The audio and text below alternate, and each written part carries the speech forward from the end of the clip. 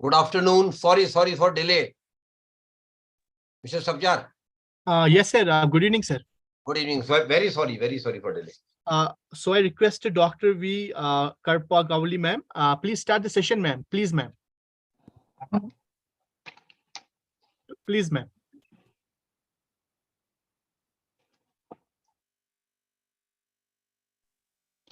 Gayatri? Yes, ma'am. Yes, please start. Good evening, all. And dear ma'am, I requested also please on 5 to 6 video from your side, ma'am. Please, ma'am. Please. I request, ma'am. Please.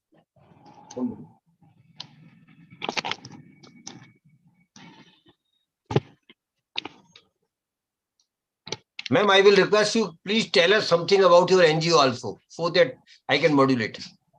Dear sir, it is an institution, sir. A women's institution. Okay. What they are doing and what level of participants are there? Good evening, all.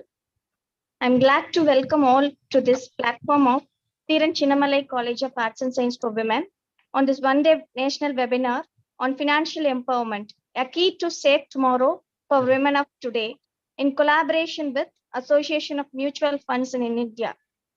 I kindly request our respectable principal, Madam Dr. Rachel Nancy Phillip, to deliver the word of welcome address. Welcome address. Yeah, thank you, Gayatri. And it's my pleasure to be with you this evening.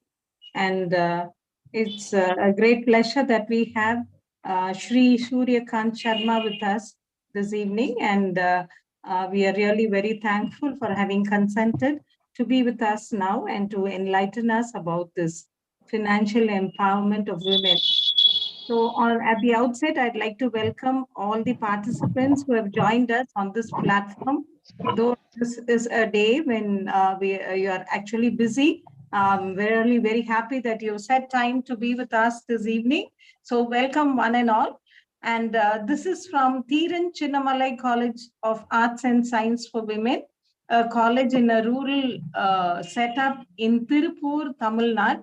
And it is basically a women's college, and we only have undergraduate students, but I'm happy that we have students participating from the other colleges and from other states also. So it's my pleasure to welcome one and all here. At the outset, I'd like to welcome our resource person of this session, Shri Suryakant Sharma, former DGM of SEBI, Securities and Exchange Board of India. And it is said the heights which great men reached and kept were not attained by sudden flight, but they, while their companions slept, toiled upward in the night. So we have a great person with us.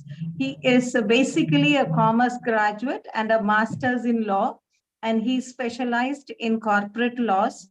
He's also a chartered associate of the Indian Institute of Banking and Finance. Shri Sharma has over 35 years of experience in banking, finance, securities market, and he has initially served in leading financial institutions and thereafter in the Department of Financial Services, Ministry of Finance, Government of India, and finally in SEBI. He joined the Securities and Exchange Board in 2003 and served there for more than 16 years in different departments of SEBI. Lastly, in addition to other assignments, he was in charge of the Office of Investor Awareness and Education in SEBI's Northern region for more than 5 years. He was also a member of the working group of NCERT for developing vocational course on mutual funds for students of the 11th and 12th classes. And he is also a mentor for a few NGOs for working for financial literacy and awareness in the country. When he was in SEBI, under his supervision, more than 15,000 financial literacy and investment awareness programs were conducted across North India, and he himself has addressed as a guest speaker for more than 600 programs. After his superannuation from SEBI in 2019, he joined the Association of Mutual Funds of India, AMFI, an apex body of mutual funds in India, as senior consultant for spreading financial literacy and investor awareness among citizens across the country. Since May 2019, he has interacted with lakhs of investors and potential students through more than 500 investor awareness webinars and programs across the country in reputed government organizations, research institutions, leading educational and professional institutions, corporates, startups, women-centric NGOs, and others. I'm also happy to welcome the faculty members and students who have joined us from various colleges as well as this college. I welcome the trust members of Theeran Chinnamalai College of Arts and Science for Women. Financial empowerment. This is a crucial aspect of women's overall empowerment and well-being. Financial empowerment for Indian women involves acquiring knowledge, skills, and resources necessary to make informal financial decisions, build assets, generate incomes, and achieve long-term financial security. This goes beyond access to money and encompasses factors such as financial literacy, economic opportunities, and gender equality. Promoting financial literacy among women is crucial by providing education in budgeting, saving, investing, and understanding financial products so that women can make informed decisions and protect their interest and build wealth. Not only this, but income generation also needs to be addressed. Encouraging income generating activities empowers women economically. This can be achieved through skill development programs, vocational trainings, entrepreneurship initiatives, microfinance, and the credit facilities. Not only this, they are also capable of managing finances and running successful businesses and contributing to economic growth. Thereby, they challenge the traditional gender rules. And regular savings and investment habit is necessary, and it can help women to accumulate wealth and create a foundation for future financial stability. Entrepreneurship and business support, if given to women entrepreneurs, can support them and help them to be to run their businesses, and which can be a game changer, and process mentorship, funding operations, which can help women establish and grow as successful entrepreneurs. So a few tips for women entrepreneurs: you have to start from the basics. You need to understand basic business finances, and you have to create a budget and a financial plan. You have to pen down your goals, and you have to define them and see what are your long-term goals and your short-term goals, how to set realistic targets and how to achieve them because they are time-bound. Then you have to allocate your resources effectively, because you have to prioritize your spending such that it can help you to achieve your financial goals. Modern predictive analytic techniques can also help you to make accurate projections of the future. With all this, you have to invest very wisely, because investing involves a plenty of risks, and invest wisely based on your risk appetite and financial goals.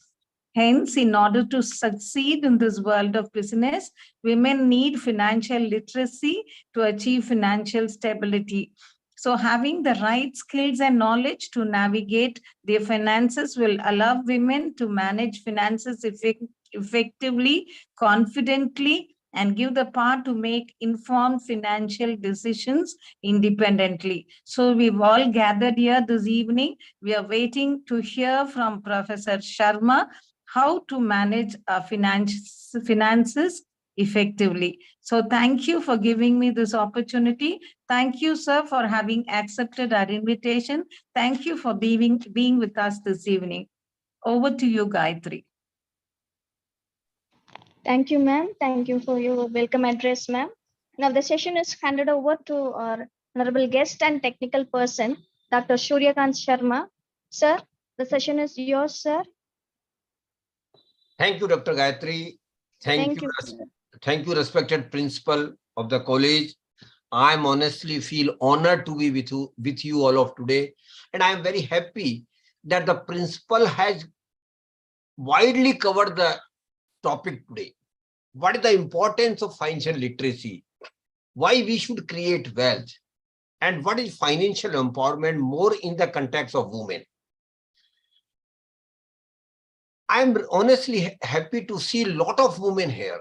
All are educated. And respected principal, one thing I want to point out here, and I think you will also agree with me, without financial empowerment, women can't come forward. Financial independence is a must for them. And how they can have financial independence? When they start earning.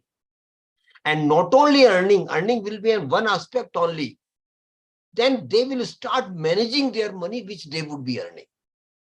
So basically, this is a journey. And Gayatri ma'am, I feel that this cannot be done in isolation. You have to broaden the perspective of your life as such. But my session would broadly, principal ma'am, will be limited to the personal finance management. Of course, you have pointed out a lot of other things. These are very essential to make women financially empowered. But I would more emphatically and will have my limited purpose, how women can be financially empowered. And Gayatri ma'am, I will keep taking your name again and again because I want to associate through you with all the participants. That's the only purpose. Kindly permit me. Okay, sir. Financial empowerment, and I will try to make my session, Gayatri ma'am, as simple as I can. I don't want it to be an academic discussion, very honestly speaking. You are all academicians, you know much more than me. What I know, I'm just a student, and you are all academicians, you know much more than me. But I want to connect with the students. That is my level of discourse will be as low as of theirs. Low doesn't mean in negative manner, because so that I can connect with them. And principal ma'am, for me, financial empowerment simply means I should have money when I need the money. This is my financial empowerment. And it is more important in the context of women folk.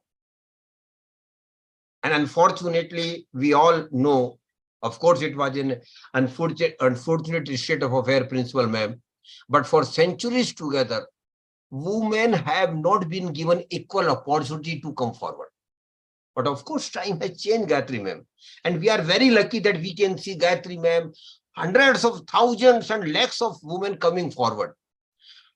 Not only earning, but showing their independence in life. Independence doesn't mean that Gayatri ma'am, revolt in the family. That is not my intention to revolt in the family. Independence simply means that you should also be a partner in the decision of the family.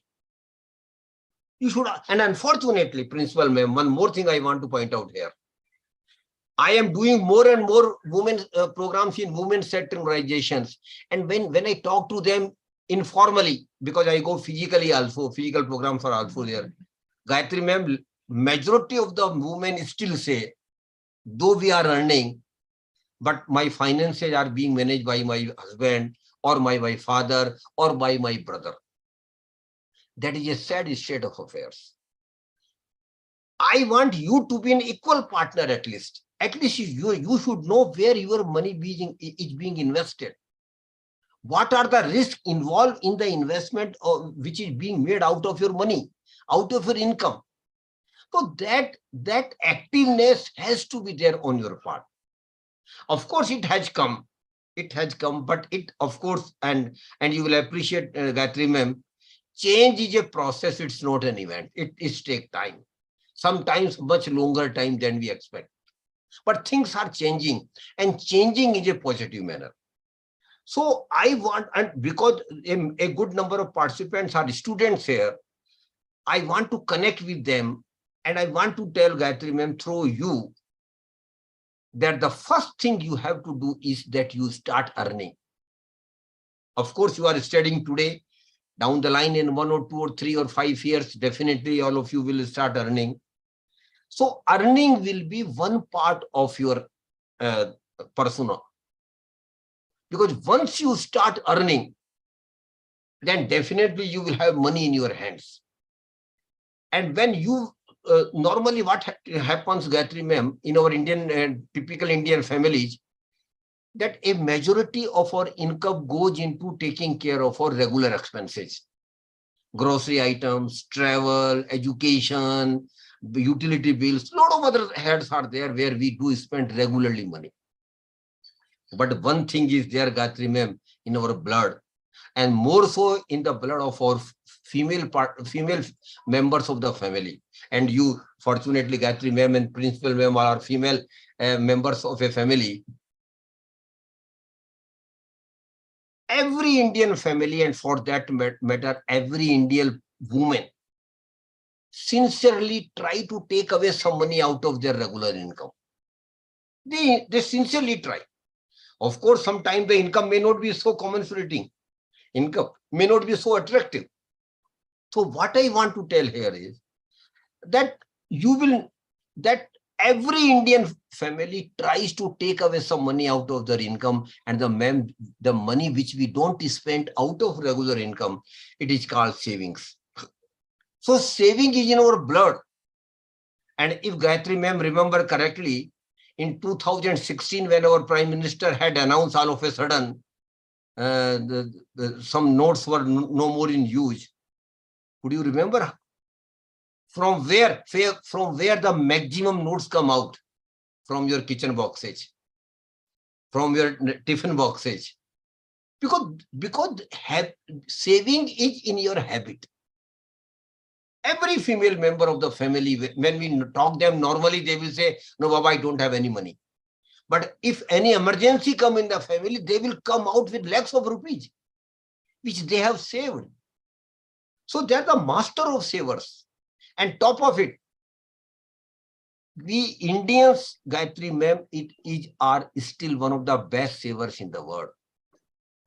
It should be proud to us. We should feel proud of it, that Indians as such are still one of the best savers in the world. So saving is in our blood. And Gayatri ma'am, it is not today. It has been for centuries together. We have been saving, but unfortunately, saving has not been utilized properly. Because the basic purpose of saving, Gayatri ma'am, has to be creating a wealth for the family or for yourself. But unfortunately, what we have been doing, we are keeping our saving at box in a home or in kitchen boxes or in some unproductive items which don't generate much return for you. So we have been saver, Gayatri ma'am. We have been one of the best savers in the world. But unfortunately, we have not been great investors.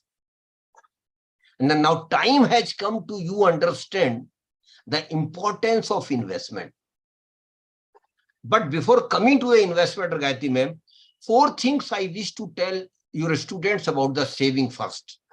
The first thing I want to tell them about saving is, when you start earning, and Gayatri ma'am, to your young faculty members also, if there are any, when you start earning, please identify an amount of saving which you can do. And I'm not prescribing anything, Gayatri ma'am. You should do 20% saving, you should do 30%, 40%. That is not my cup of tea. Because I know every individual has got different circumstances. Some might have joint families, a big family. Say 40-50% saving might not be possible, but other might don't have any liability at all. He or she is single, so he can even save 80% of his income, of her income at this stage. So I am leaving it to you to decide what you want to save. But one thing I want to tell, whatever you have decided, the moment you get salary, keep that saving away. Don't touch it. And whatever remains, you manage your monthly expenses. Normally what we do, Mr. Surendra, that we first take care of our expenses and whatever remains we save. But I want to give you a different idea, rather opposite idea. First, identify an amount of saving, whatever you want to save, and then take away the amount of saving the moment you get your salary or income. And whatever remains, you manage with your monthly expenses. And make it a habit. And Dr. V, it will take time, next 6 months, because habit takes time to make. But once you are in habit, Dr. Gayatri, then every month you will first take away your saving, and whatever remains you will manage with your money. The first thing this is I want to tell all of you, because this will change the whole scenario of your financial management. I want to tell you. You will develop a discipline of a saving every month. Second thing about saving, I want to request your students, is start saving from the first month when you start earning. Gayatri ma'am, we have done mistakes. I don't know whether Gayatri ma'am had done it or not. Principal ma'am had, but I have done it. For the first 3-4 years, Mr. Surinder, I was very casual about saving. I didn't save. And that was a blunder. That is why I am emphasizing here, make saving right from the first month when you start earning. Amount might not be significant, Gayatri ma'am, because initially your salary may not be much. Initially your business profit might not be much. Initially your professional fees might not be much. But whatever you save, you must think that you should start saving right from the first month when you start earning. This is the second request I want to make your students with their third request. Be regular in saving. Come what may, every month we will be saving something. Of course, the situation and circumstances, Dr. V. Tamilarasu sir, will keep changing every month. But then you should make it a point that every month you save. This is the third request I want to make you. And fourth and last request I make all of you.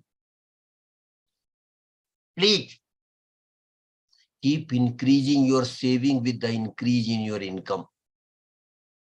And naturally, your income will keep increasing every year with, even when we are in service, Gayatri ma'am, we get increment, we get some increase in allowances, and in between we also get promotion, de-resignation, and whatever it might be. So our income keep increasing every year. So with the increase in income, we should keep increasing our saving as well. And ideally speaking, Mr. Surinder, if possible, we should increase our saving minimum 10% every year. Suppose this year we are saving, Gayatri ma'am, 10,000 rupees a month. Next year it should be 11,000 rupees a month. And third year, Gayatri ma'am, it should be 12,100. These four things looks very normal and ordinary things, Dr. Gayatri ma'am. But I want to emphasize here, these four small things relating to saving is going to change your life forever. So please do consider these four things with regard to saving. Now coming next after saving, what we should do with the saving, Gayatri ma'am? Suppose whatever we are saving, what we should do with the savings which we are making every month? There are two options, Gayatri ma'am. One option which a foolish person like me only will exercise, that is, I am saving regularly. I am saving religiously, Mr. Surinder. But what foolishly I am doing? I am taking away the amount of saving from my salary or from a bank where I get salary and putting it in my box at home religiously every month. And I feel happy, oh Baba, I have saved this much of amount. I have kept that amount in a box. Or just leave that amount in my bank account. My dear participants, I want to tell you that putting your saving at home in a currency form or leaving that saving in your bank account, Mr. Sridhar, it is a crime. I am using very harsh word, Gayatri ma'am. It is a crime against yourself. It is a crime against your family. And it is a crime against our nation also. Because we are money depreciating every year, Gayatri ma'am, because of inflation. So if we keep money at home, and other thing is we are making money out of circulation. That is also a negative point as far as your country's economy is concerned. We should make the money circulate, because more money circulate, more valuation it will create for the individual, different individuals. So then what to do? Yes, there is another option, Gayatri ma'am, and that is we should put our savings into some products through a process. And the process is called investment. So, my dear friends, saving is a must, and saving is the first step, Mr. Karupaswamy sir. But second step is to invest it. So, saving is the first step, investment is the second step. And we have to do investment, because only through investment, Gayatri ma'am, we will be creating wealth, not through saving. But of course, without saving, what we will invest? That is why the first and foremost importance is of savings only. But we should not stop at the saving only. We must invest our savings. So we have necessarily to be saver and investor both. So we are saver and investor. And Gayatri ma'am, you will agree with me that those who are already earning like you and me, we are putting our saving into one or other product. We are, wherever you are putting, that is a different story. But we all are putting our money somewhere. So we are also investors. But unfortunately, Gayatri ma'am, unfortunately, I am using word unfortunately, most of the middle class, salary class person, my dear friends, despite their sincere efforts in saving and investment, Gayatri ma'am, they just remain money accumulators. They don't become wealth creators. I have used two words here, Gayatri ma'am, money accumulation and wealth creation. And I will first like to clarify the difference between money accumulation and wealth creation. And for that, Gayatri ma'am, I want your permission. I want your permission to use your name in one of the examples which I am sharing with the participants.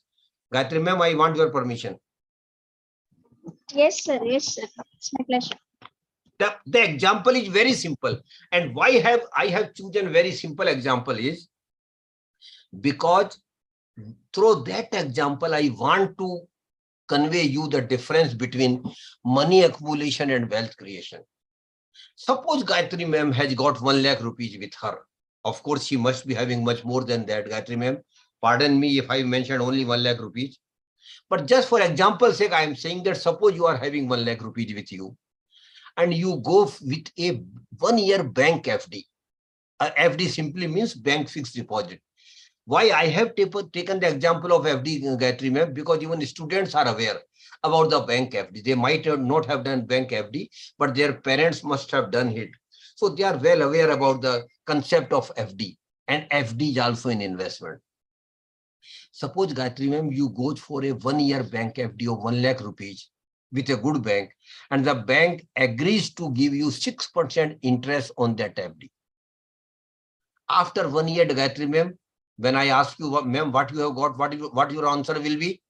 Your answer will be that bank has given me 6,000 rupees as bank interest income and has given back my money of 1 lakh rupees. Am I right, ma'am? This will be your answer? Yes, sir. So, Yes, sir. and you are happy. You are happy that bank, I have earned 6,000 rupees on bank FD of one year, and you are celebrating with your friends. You are distributing sweets in your colleagues and even at home. You feel happy. Normally we do so like this. But Gayatri ma'am, I want to tell you and throw you to all the participants, Mrs. Surinder, Gayatri ma'am is not right. Please do understand what I want to convey through this example. Why Gayatri ma'am is not right? She is professor, she is intelligent, everything she knows. Because normally we don't give other aspects of the investment while computing our return on investment. We are happy whatever we get. Gayatri ma'am is very happy that she has got 6,000 rupees. But Gayatri ma'am, one more thing keep happening during this 1 year. What is that, Mr. Surinder? Inflation. Inflation is also part of our life. And inflation simply means, Gayatri ma'am, inflation simply means that prices of item and goods keep increasing with the increase in, over a period of time.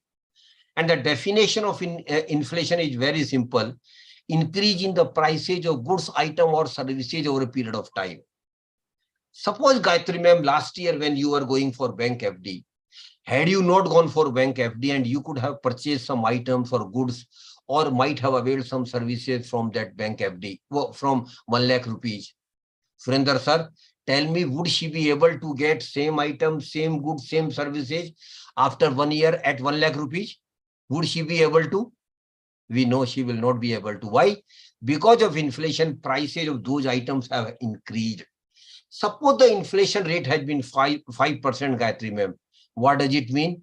It simply means that whatever you could have purchased from 1 lakh rupees last year for the same goods and same items, Gayatri ma'am, after 1 year, you will have to pay not 1 lakh rupees, but 1,05,000 rupees. Now you see the proportion, Gayatri ma'am, you were very happy when you got 6,000, but in reality, out of 6,000, 5,000 has been eaten by the inflation. Normally, we don't look in this way while analyzing our return on investment. We are happy whatever we got. But in reality, it is a fact of life that inflation is there and inflation is eating your money every year. So out of 6,000, Gayatri ma'am, 5,000 has been eaten by the inflation. Again, Sridhar sir, Gayatri ma'am is still happy. We Indians are by nature very satisfied generation. What she is feeling, okay, let the 5,000 be eaten by the inflation out of 6,000. I still have 1,000 rupees. And she is still little bit disappointed, but is still okay. I have still got 1,000 rupees. No, Gayatri ma'am, there is another factor. And that is, on most of the return on investment, Gayatri ma'am, and FD is also an investment. Government of India takes income tax or capital gain, whatever it might be. And for the bank FD, Gayatri ma'am, principal ma'am is well aware of the rule. Whatever you earn as interest on your bank FD, that will be treated and computed as your income, and you will have to pay income tax as per your income tax slab. So 6,000, Mr. Suredhar, will be treated as income of the Gayatri ma'am, and she will have to pay income tax on 6,000 as well. And suppose, conservatively speaking, she is in 20% bracket of income tax. Of course, she is not. She must be 30% bracket. But just even conservatively speaking, she is in 20% bracket.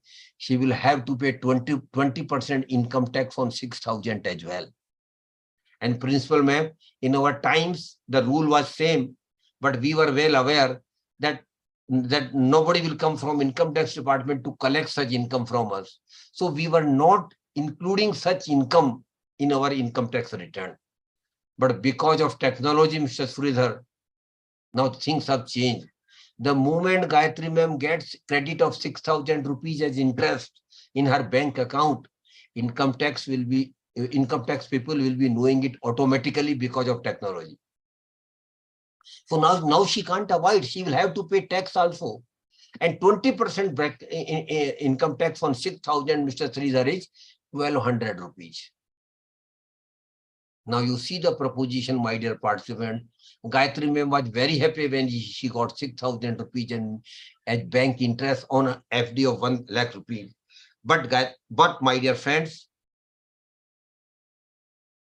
out of 6,000, 5,000 has been eaten by the inflation, and 1,200 rupees she has to pay as income tax. She has to pay as income tax. So 5,000 plus 1,200, Gayatri ma'am, what it becomes? 6,200, and you got 6,000 rupees. So did you get anything in reality? Nothing, rather you lost 200 rupees. And these are the typical investments of most of the middle class, salary class person. We hardly earn any real return on most of our investment, principal ma'am. Hardly, I'm using the word hardly. In few, you might be getting it, but in most of the investments, you might not be getting any return on your investments. Because 6,000 was your notional return only. And out of 6,000, 5,000 has been eaten by the inflation, and 1,200 rupees has been taken, has to be paid to income tax department. So I suppose, take this example forward. Suppose the bank interest is 8%, Gayatri ma'am. In that scenario, you will get 8,000 rupees as bank interest income. Again, suppose take the inflation rate has been 5%. So out of 8,000, 5,000 will be eaten by the inflation. Again, 20%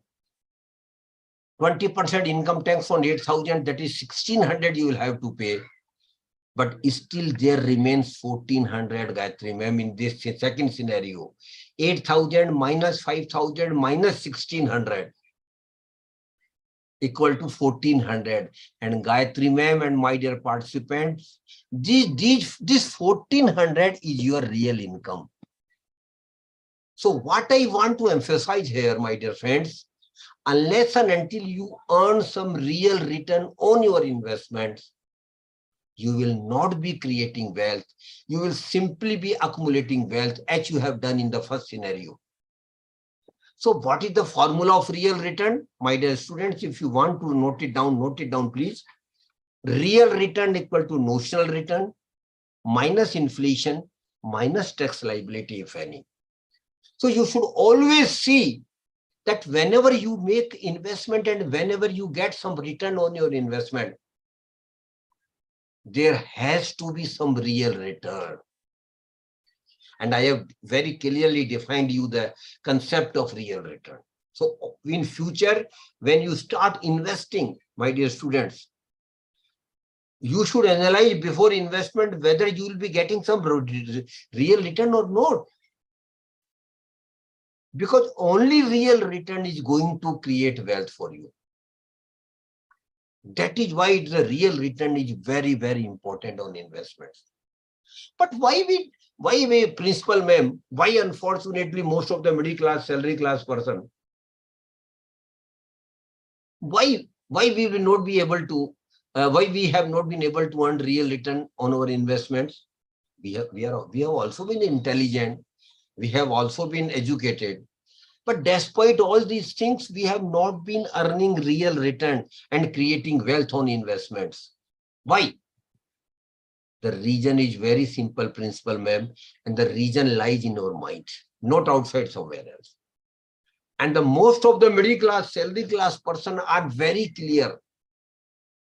They don't want to take any risk in investment. They don't want to take any risk. Rather, they are very clear. Sir, don't talk about risk in investment at all. We want some safe investment. We are very clear. We want to go for some safe investment. And that's the only taboo in our minds. And that is why most of the middle class, salary class person have not been able to be wealth creators. They have simply been money accumulators. Because, my dear friends, in investment, risk is there. So is in the life. Life is in also risk is there. Life is pretty uncertain. We are talking to each other today. What will happen tomorrow to all of us? Anybody can give you guarantee?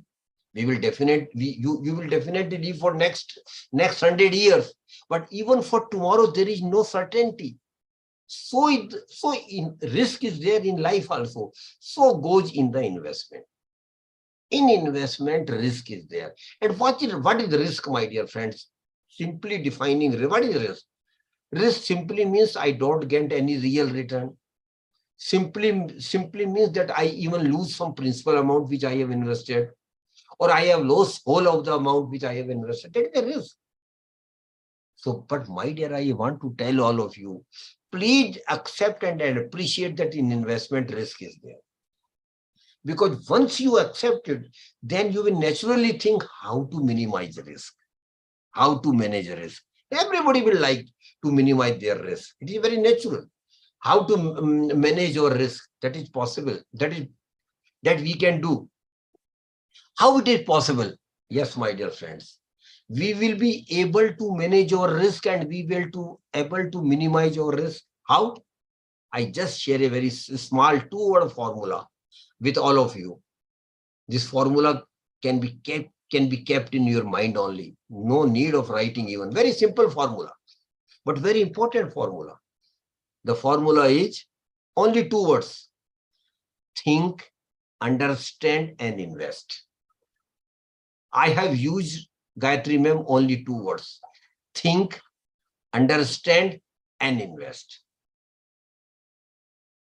The first thing I have used is think. What we have to think? We have to think 2 things about ourselves. While taking any investment decision, we have to think 2 things about ourselves. The first and most important thing is, what is my risk appetite? How much risk I can take? What is my risk-taking capacity? And my dear friends, every individual has got different risk appetite. Principal ma'am has got different one. Gayatri ma'am has got different one. Faculty members has got different one. Other participants who are already earning have got different risk appetite. Why? Because our income is different. Our family obligations are different. All upbringing and social surroundings are different. So every individual has got different risk appetite, and he or she should take all her or his investment decision strictly as per his or her risk appetite. But one mistake, Principal ma'am, we all have made. I don't know whether your faculty members have made, but at least I have made. I admit it very honestly, we have made it. And what is that? What is that? It is that we follow others while taking our investment decisions. Normally, suppose in your college, one professor is known for as good investor, successful investor. All faculty members will follow him or her. That's a mistake. We should never follow others while taking our investment decision. Why? Because our risk appetite is different. His or her risk appetite is different. So you take your independent investment decision, not follow others. And my dear friends, risk appetite of an individual even keeps changing with the age. When you are young, you can take high risk. Or rather, I will encourage your students, when they start earning in the first 10-15 years, they should take good risk, rather high risk. Why I am encouraging them to take risk? Because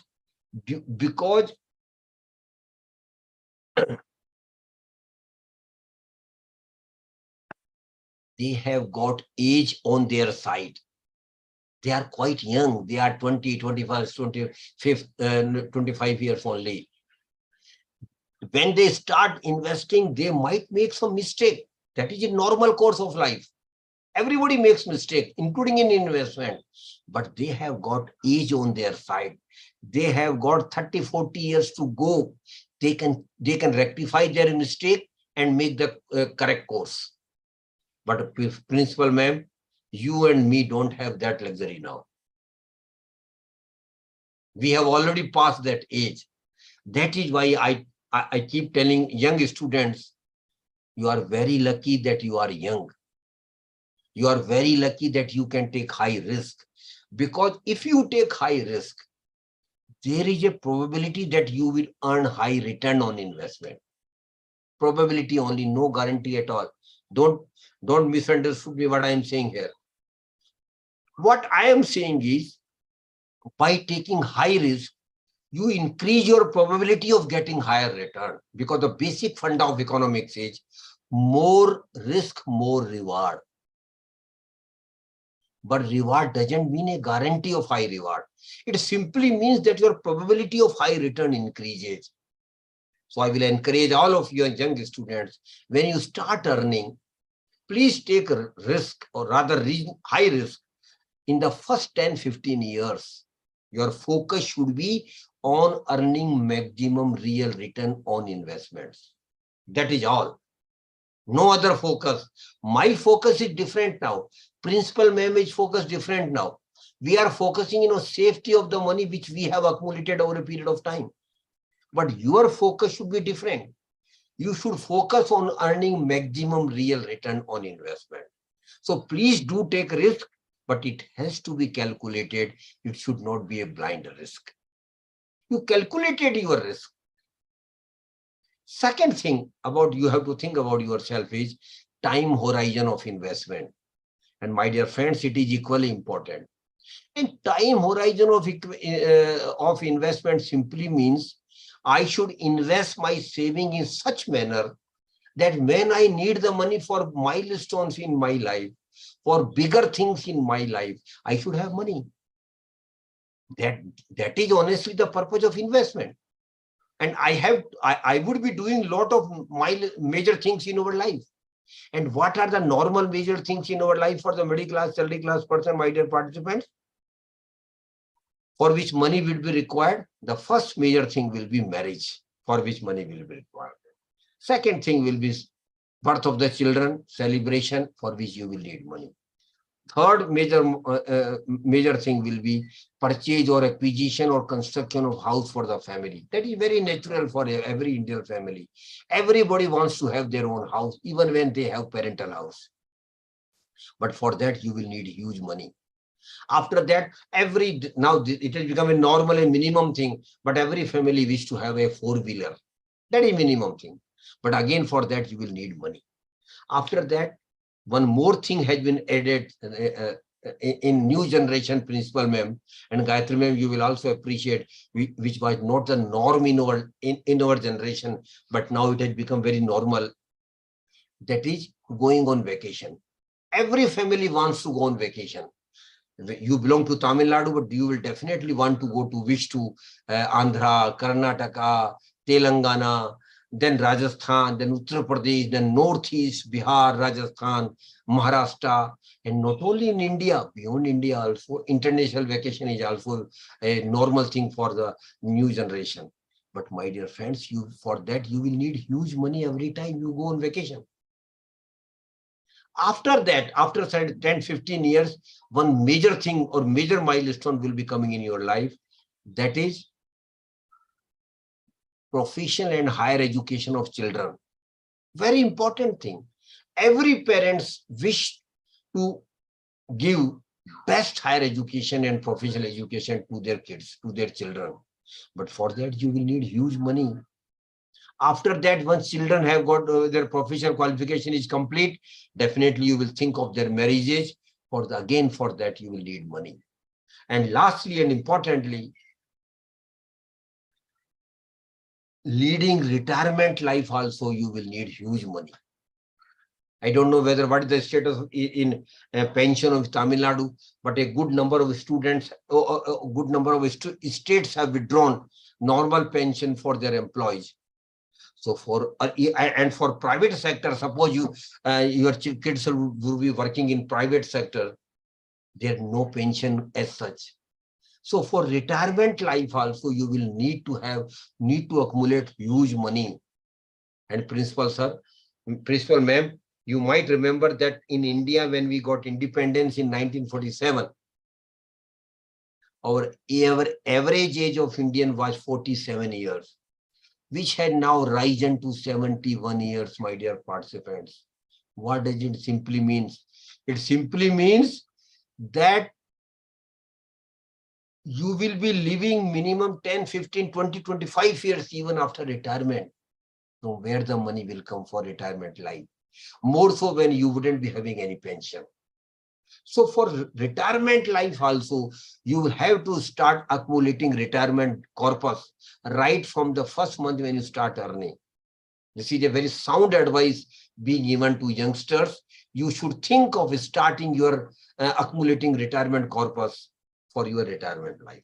So for all these milestones, you will need huge money in your life. From where money will come?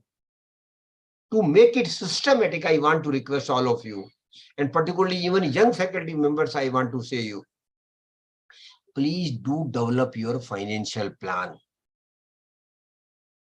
Anybody can develop his or her financial plan. It's not a rocket science. Damn easy thing, my dear friends. Damn easy thing. You can develop your financial plan. How? I just give you an example. Suppose somebody is around 30 today, so I will request him or her to sit next Sunday with his family members at home. Take a paper On the paper, make 3 columns. In the first column, just jot down the major things in your life. Just jot down the milestones in your life. Normal milestones I have just shared with you. If you have got any specific milestone, you add on. I give you that leverage to you. So in the first column, jot down all the milestones in your life. In the second column, against each milestone, start putting the period when this milestone is likely to happen in your life. Again, not precisely, it is not possible, just a broad estimate. Suppose somebody says that he is not yet married and likely to be married after 2 years, put it 2 years against marriage. Likewise, other milestone will definitely keep coming. Birth of the children after around 3 and 4 years, purchase of the house around 5 after 5 years, then purchase of vehicle in the same period of 6-7 years, then going on vacation every 5 years or 10 years.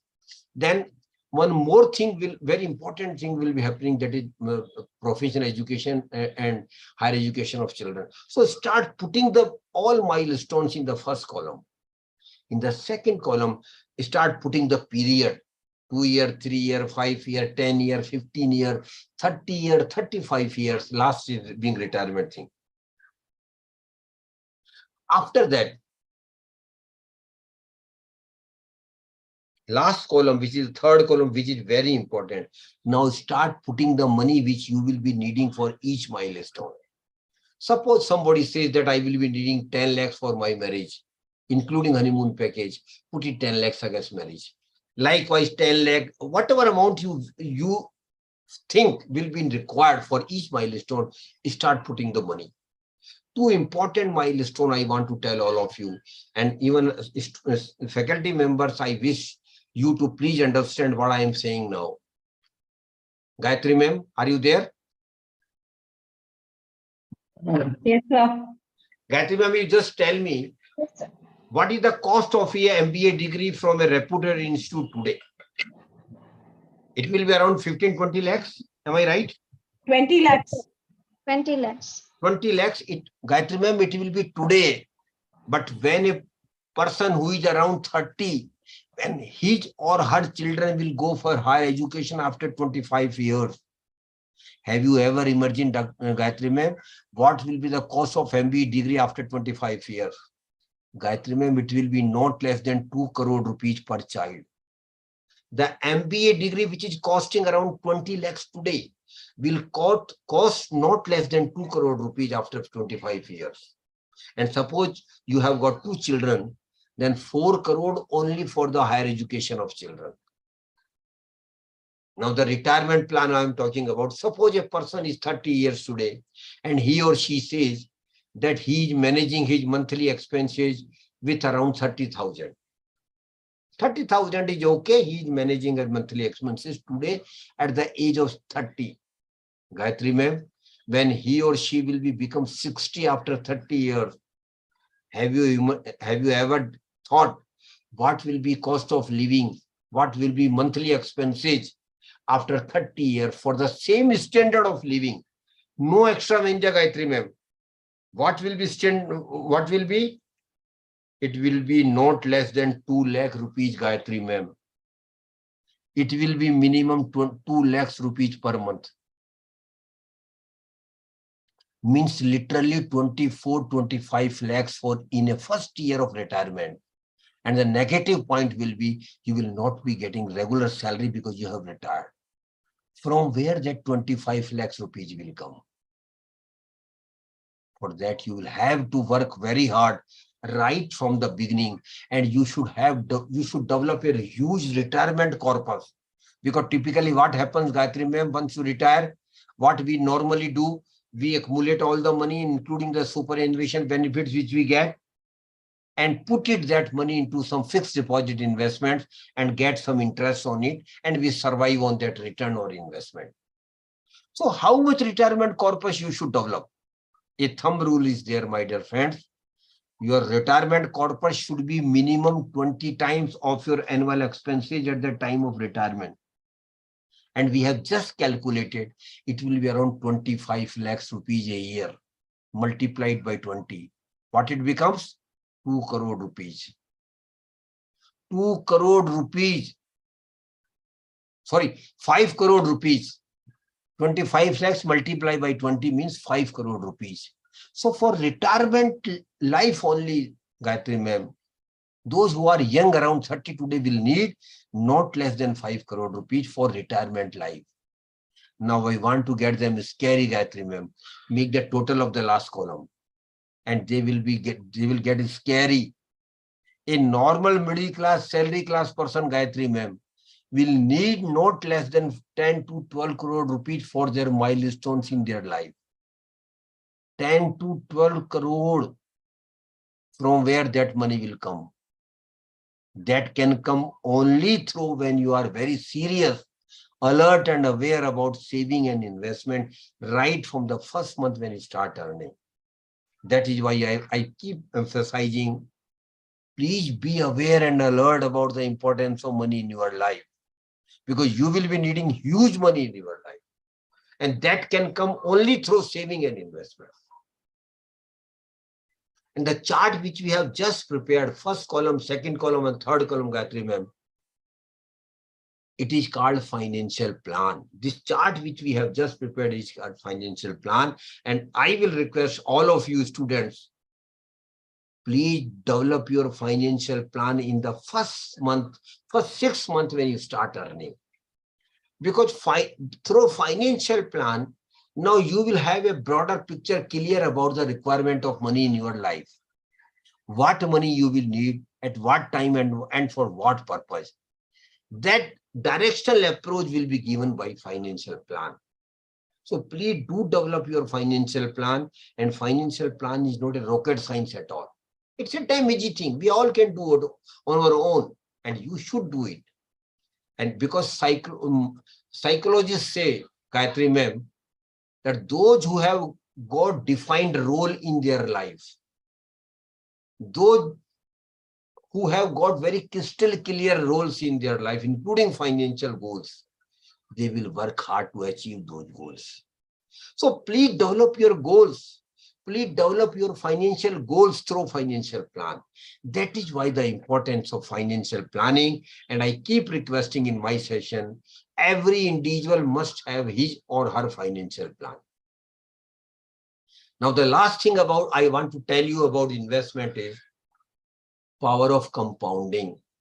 My dear friend, power of compounding is eighth wonder of the world.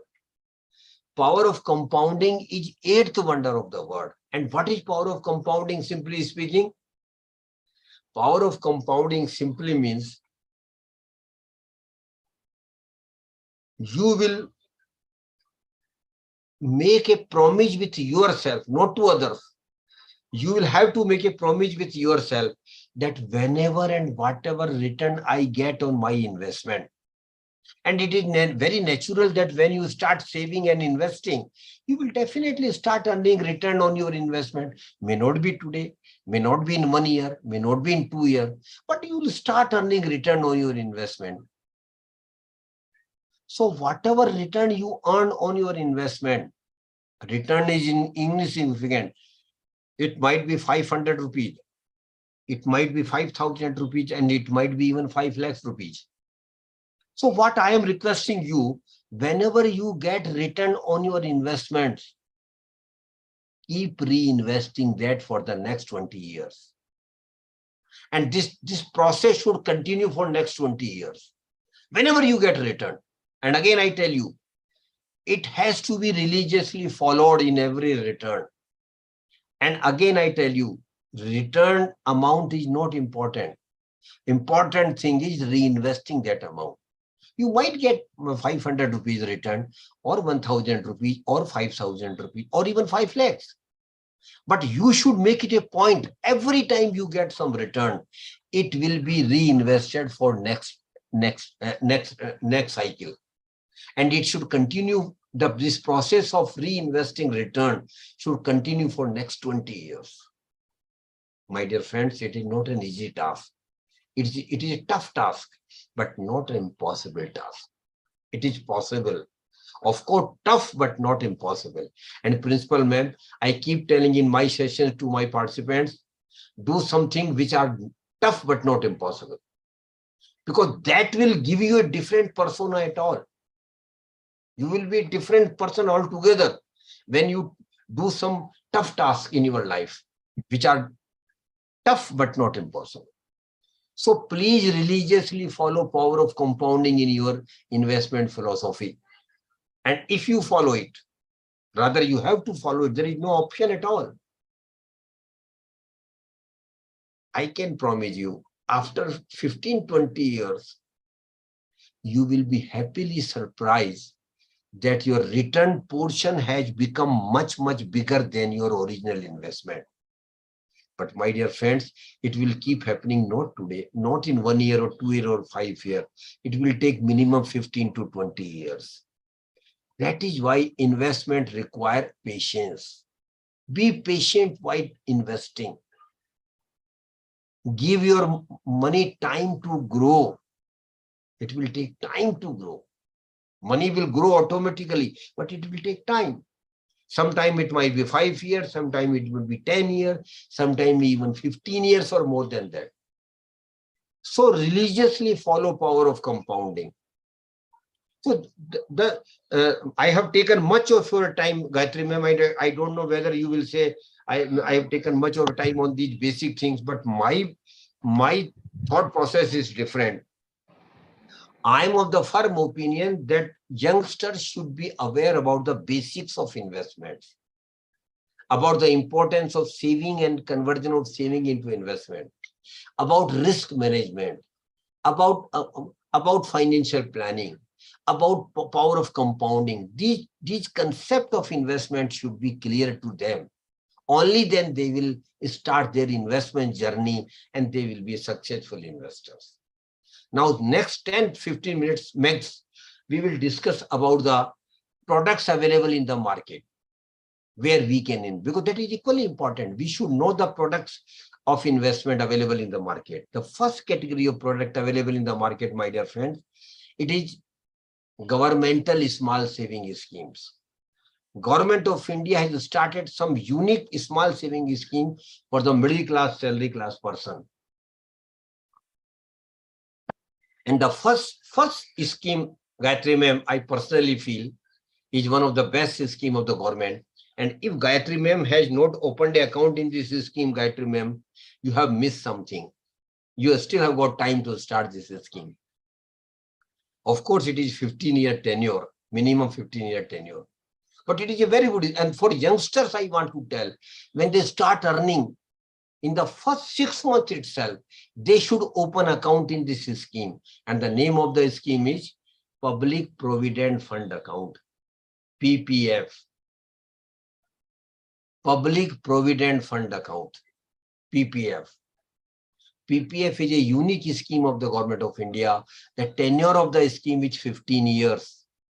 And the account of the PPF can be opened in any of the major branches of the bank or post offices.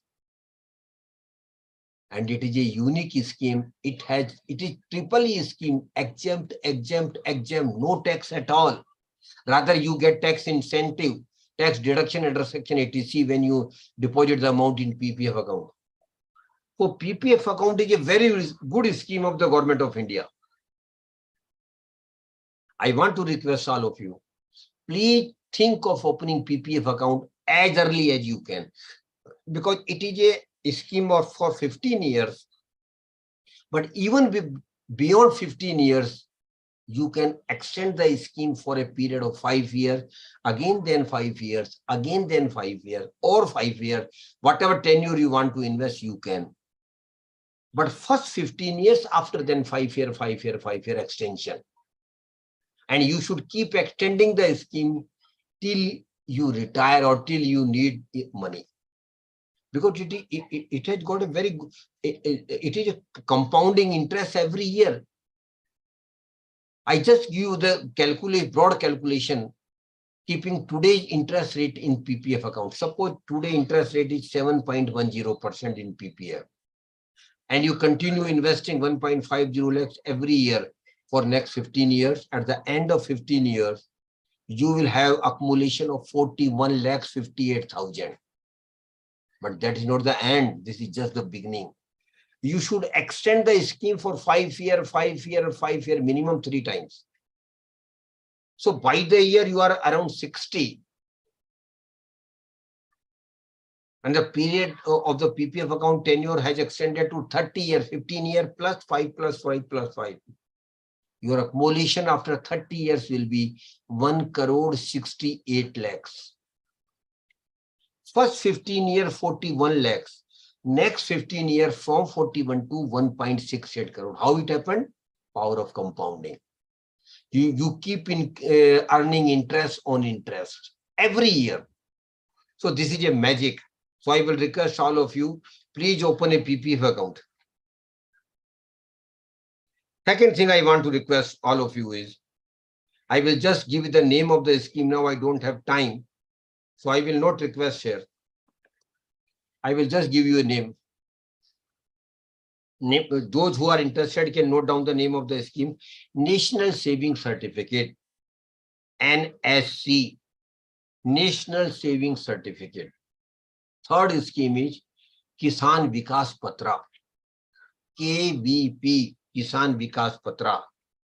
Fourth one is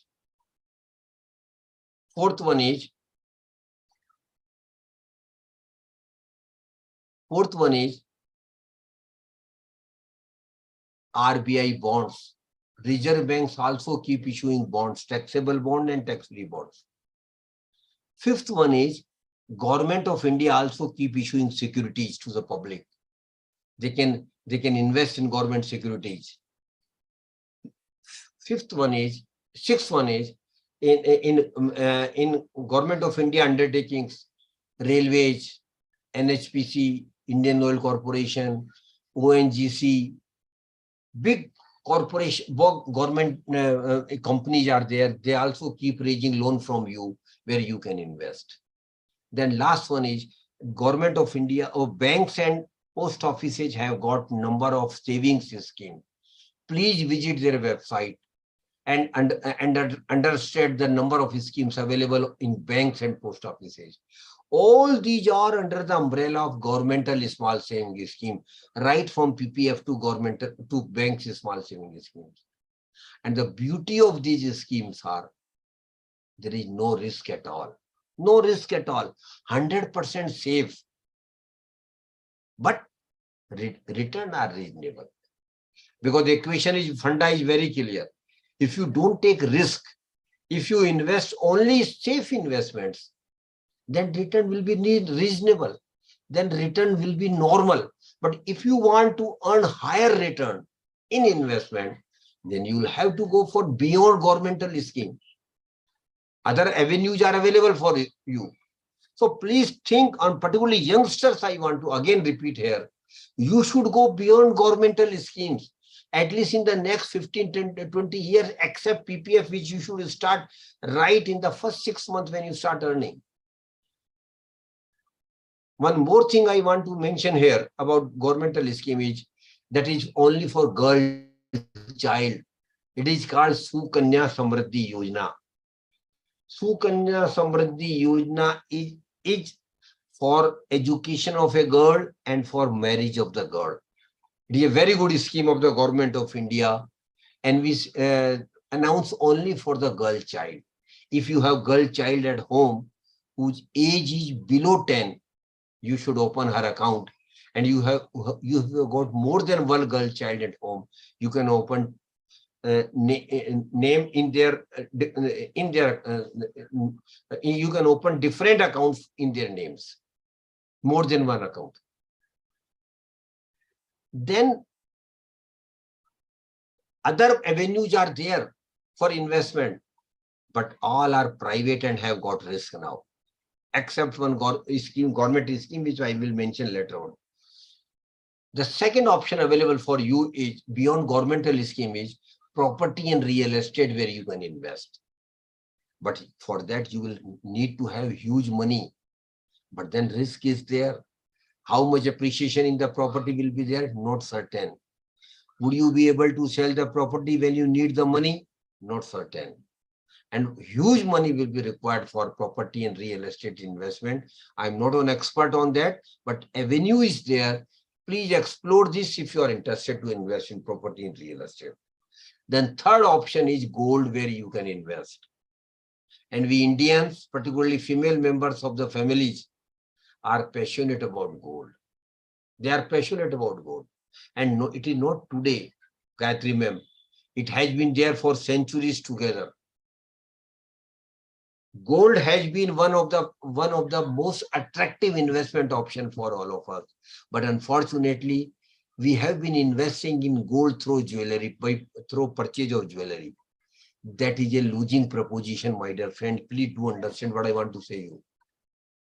Purchasing jewelry, gold jewelry is a losing proposition, because suppose you purchase gold jewelry today, and after 10-15 years you want to sell it for purchase of fresh jewelry, or for if you need some money, you go to the jeweler and say that I want to sell the jewelry which I had purchased from you before 10-15 years. We will happily say, yes sir, I can take your jewelry back, but there will be cut of 35 to 40% on making charges. Another 10% cut on purity of the gold. So literally you will get 50% of the amount. Literally 50% of the amount. For that, Government of India has appreciated this concern and now have come out with a very unique scheme.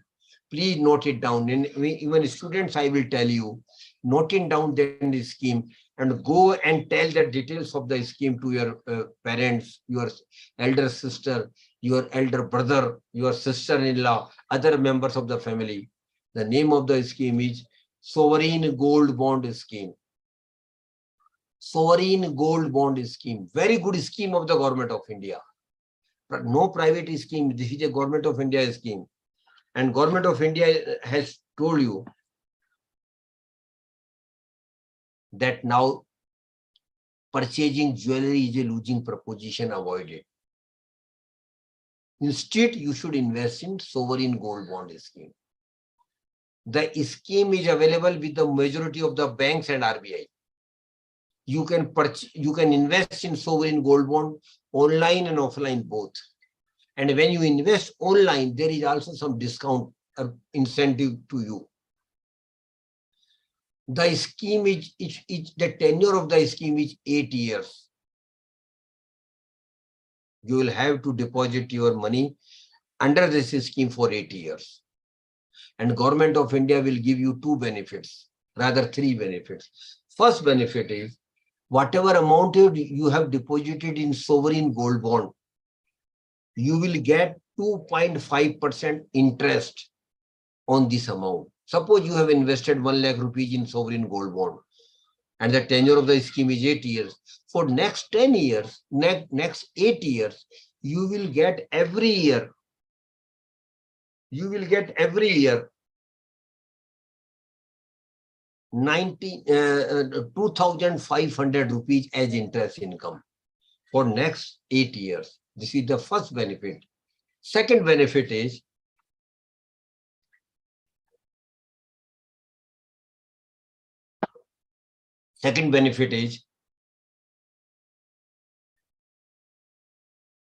whatever the appreciation in gold price will also be given to you. Suppose today you invest in this scheme when the gold price is 60,000 10 gram or 6,000 per gram. After 8 years, suppose the price of the gold goes to 80,000 10 gram or 8,000 per gram, then Government of India will give you return at the rate of 8,000 per gram. So from investment of 60,000 10 gram, you will get 80,000 10 gram after 8 years. So 2 benefits. First is guaranteed interest of 2.5% plus appreciation, whatever the amount of appreciation in gold price will also be shared with you. And third benefit is there will be no tax liability on interest you earn and the appreciation of money which you got because of indexation benefit. This is a very good scheme. Please get the details of sovereign gold bond through websites. This scheme has closed last Friday only. It is not always open. It keep open periodically. Next tranche may come most probably in November, October end or November. Keep an eye on it. And by that time, you understand all the nuances of this scheme and work on it. So please work on this. Sovereign gold bond is a very good scheme, and we should invest in gold through this scheme only. Lastly, where we can invest is share market. My dear friends, share market is purely knowledge-based market. And I am of the firm opinion, Asha ma'am, you should not invest in share market unless and until you have got knowledge of the market. It is purely a knowledge-based market. And those who don't have knowledge of the market must not invest directly on the so-called messages and advices by the financial experts. I don't vouch that. We should not invest in share market, at least directly, unless and until we have knowledge. But if you don't have knowledge, but you still want to invest in share market, one other product is available, one other wire media is available to all of you. That is called mutual funds. Mutual fund is nothing but indirect way of investing in share market and beyond. You don't have knowledge. That is why you are investing through mutual fund, because you are giving your money to the experts in mutual funds. Why you are giving? You don't have knowledge of the market. The people are experts of the market. You don't have time because you have got full-time job and family to look after. The people have 24-hour job for you are managing your money. And thirdly, you don't have experience of investment. The people have experience of 15, 20 years of managing your money.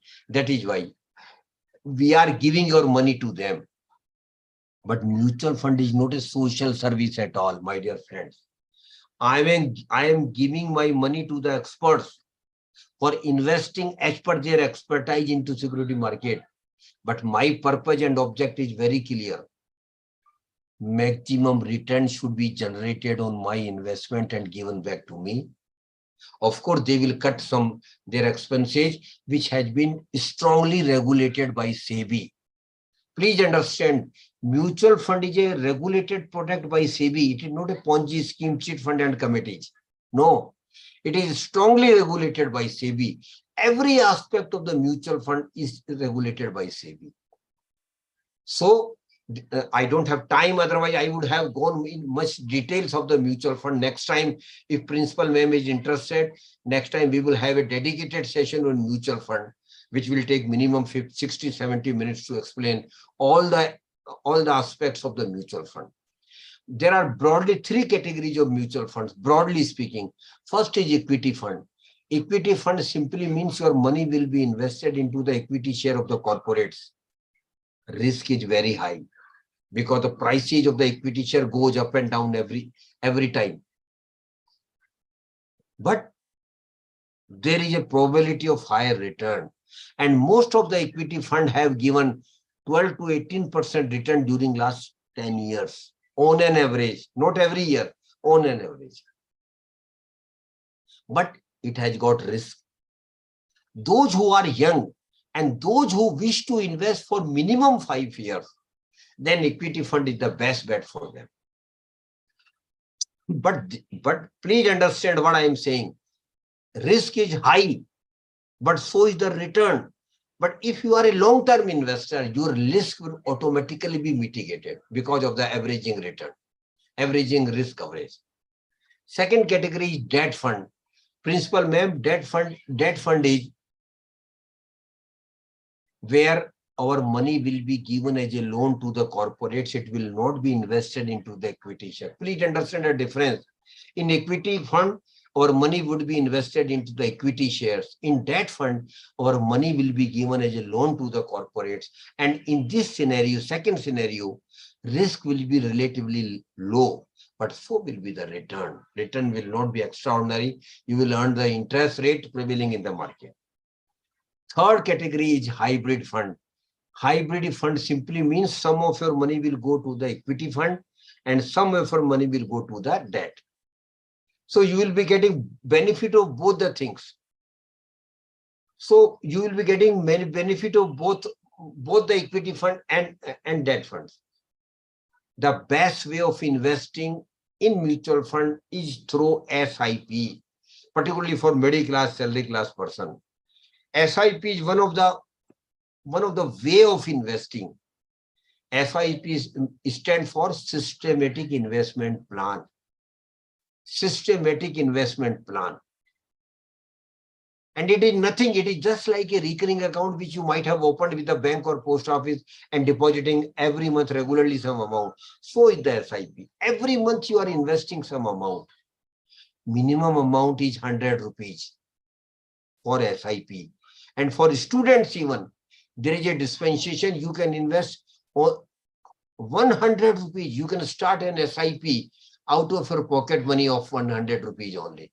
And I will urge all your students, please first understand mutual fund, first understand the concept of mutual fund, then start an SIP of even 100 rupees out of your pocket money and continue it with longer period. When you start earning, you can increase the amount of SIP from 100 to 500 to 1000, whatever you want to increase, or you can start another SIP. And I know a lot of my friends who have already started not one SIP, but more than 5-6 SIPs. And all SIPs are target-oriented SIP. One SIP for purchase of house, one SIP for purchase of vehicle, one SIP for going on vacation, one SIP for higher education of children, one SIP for marriage of children, and last SIP for living retirement life. So you can have multiple SIPs keeping targets in mind, keeping your financial goals in mind. And I will again urge all of you, please think of start SIP. I will not get any commission or benefit out of it, but you will definitely get benefit over a period of time. And for understanding the concept of mutual fund and SIP, I just give you the name of a website, which is developed by AMFI, Association of Mutual Funds in India. And the name of the SIP is, name of the website is, please note it down. Mutual Fund Sahi Hai. Mr. Sabjar, please note down on the chat box. Mutual Fund Sahi Hai. This is a website developed by mutual fund where every information about the mutual fund, what mutual fund is, how it works, what is SIP, what is SIP, what are the different categories of his schemes, what are the risks attached to each scheme, how SIP works, how STP works, how SWP, everything, every detail, and what is the past performance of different schemes of mutual fund. Everything has been given in detail, and there are more than 100 videos, smaller videos, short videos, which you will enjoy to see. Please visit the website of mutual funds. Mutual fund Sahi Hai. Take out your time, understand the concept, and if you are convinced after that, only then you should start SIP, but don't take too much of time. Minimum take 2-3 months, that is there.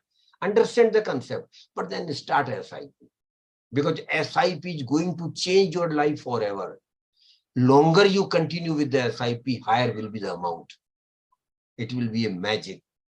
I can give you a lot of examples of hardcore data of SIPs where people have made crores of rupees through SIP by investing a reasonable amount for a longer period. So please think of starting SIP if you are interested to create wealth for you and for your family. Last 2 things I want to tell all of you. Of course, time is a constant here. Principal ma'am might be thinking that I am taking too much of time. But ma'am, No, sir. No, sir. Carry on. No, sir. I feel that it is necessary to make people, student understand the basic concept. Last two things I want to request all of you. Never, never, never invest your hard-earned money in Ponzi scheme, chit fund and committees. Never invest a single penny in chit fund and committees. They are all frauds. I am using principal ma'am very harsh word. They are all frauds. They will make you promises of doubling your money in 4 years. They will promise you giving you 20% return, this and that incentive. They are all frauds. They will not be able to give you anything. They will simply vanish with your money. And unfortunately, I just want to share with you, more than 10 lakhs crores of rupees of Indians have been lost in Ponzi scheme, cheat fund and committees. Of course, now government has become active. Government has also started taking action against them. But you should be alert. You should never trap yourself by greed only, because normally why people invest in Ponzi scheme, cheat fund and committees? Because of greed. They presume that their money will be doubling in 4 years. They presume that they will be earning higher return than bank interest return. That will not be possible, my dear friends. The people are frauds. They don't have a business plan. So never invest a single penny in Ponzi scheme, cheat fund and committees. And principal ma'am, I will request you, through your students, start a campaign in your area and try to educate as much people as they can. And particularly those segments of the society who are not educated. Your plumber, your electrician, your milk vendor, your grocery shop owner, your rickshaw vendor, your auto vendor, your taxi vendor. Basically, they people invest without knowing anything. Only thinking about the greed, they invest and they have lost money.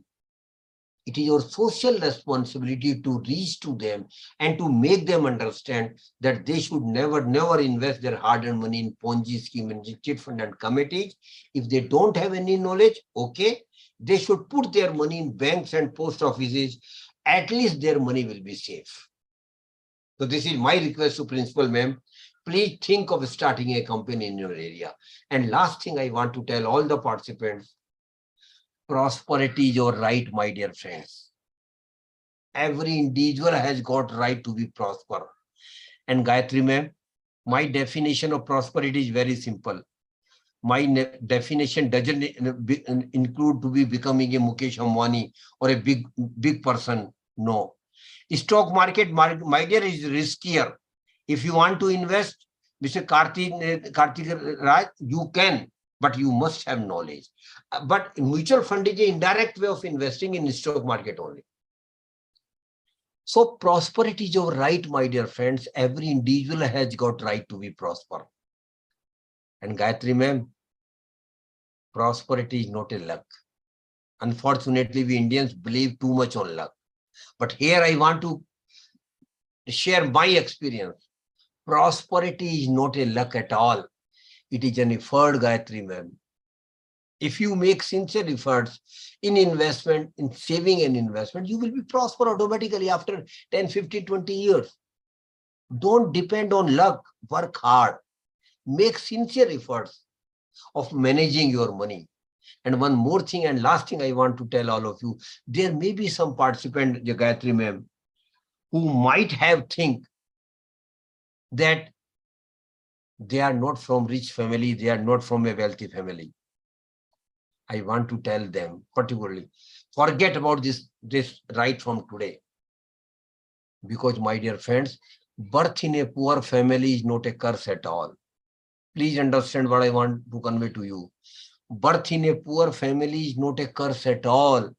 But living as poor and die as poor is a curse.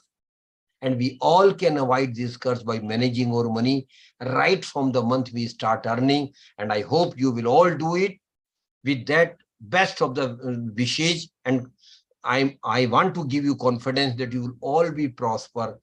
Please be alert and aware about the importance of money in your life, about managing money in your life, about making money out of your money. Understand the art of making money out of your money. If you understand it, you will be prosper. Thank you very much. God bless you all. And Gayatri ma'am, if principal ma'am is there, I will request her to give her observation about the session. So thank you. Thank you so much. An excellent session. We really enjoyed it. I felt I missed it. I should have got this information long ago. but now it is too late. But yet for the youngsters, a very, very useful session on what they should do, how to save and what to do with savings and how to invest. So a very, very excellent session, a useful one. I am sure our audience will agree with me. And if there are any questions from the audience, please can you post them on the chat box. Thank you so much, sir. Excellent session. Thank you, ma'am. Welcome. So nice of you. We have another session exclusively on mutual funds sometime later. Definitely, ma'am. Yes. Definitely, we will have as per mutual convenience. Yes, sir. Thank you. So now, anybody, if you have got any question, just raise their hand. We will unmute them. They can directly ask the question. Please come forward and ask the question. Sir, I am Gayatri. Thank you for the wonderful session, sir. Yeah. And we are late, but not too late. We have still more 15 to 20 years to save. So we can use we can use your suggestions, sir. And what about the return period of the sovereign gold plan, sir? Ma'am, the tenure of the sovereign gold bond is 8 years. But you can withdraw the money after 5 years. But if you withdraw after 5 years or in 6 years or in 7th year, whatever interest you have earned and whatever appreciation in the gold price will be treated as your income and you will have to pay income tax. But if you continue with the scheme for 8 years, which is the tenure of the scheme, then the indexation benefit will be available to you and you will not be paying any income tax. Okay, sir. Thank you, sir. Thank you. Welcome. Any other question?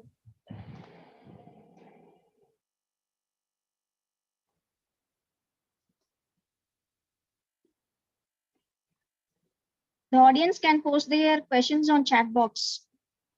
There is one question which says, how to know more about investment? Exactly. There are plenty of material available. Gayatri ma'am, we are living in Google era now.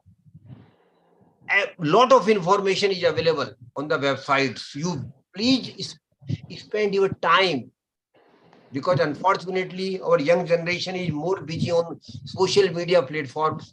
But I will request them, please spare some time and visit the very useful websites. SEBI website is there, RBI website is there, then mutual fund SAHI website is there. Lot of other educational websites, financial websites are there, which has got very, very good information on investments. So please spare some time and you will get a lot of material on the website to read. Sir, another question is about a long-term investment, sir. Mutual fund investment, long-term mutual fund investment. Yeah. Honestly speaking, you have to be a long-term investor, because in mutual fund, you can't make money, or rather good money, or rather handsome money in a short period. There may be a fluke. But that is not the rule. Rule is that you have to be long-term investor, and long-term means minimum 5-year investment, maximum is 30-35 years. But minimum investment period should be not less than 5 years.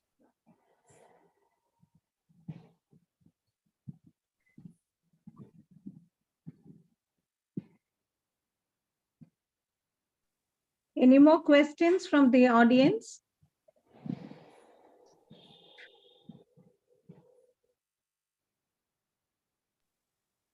Gayatri? Yes, ma'am. Yeah, you can ask Satya. No, one second. Just wait. Surety of there is one more question, Gayatri. Yes, ma'am. Mutual fund and so there is a question about mutual fund, SEBI, RBI, and AMFI. No, I couldn't understand the question. What do you want to ask? So they are asking the difference between, I think so, sir. No. Basically, mutual fund is regulated by SEBI only, not by RBI. And AMFI is an apex body of all mutual fund companies available in India. So basically, SEBI is the regulator of mutual fund. So which mutual fund to approach to begin with? Any mutual fund. I am not naming any mutual fund. That's why I am saying you please, surety of investment, my dear friend, then you don't think about risk. Then you go for the governmental scheme only. Those who are confined to safe investment only, they can go to the governmental small saving scheme, but the return will be most reasonable, sometimes even negative. Sometimes there will be no real return.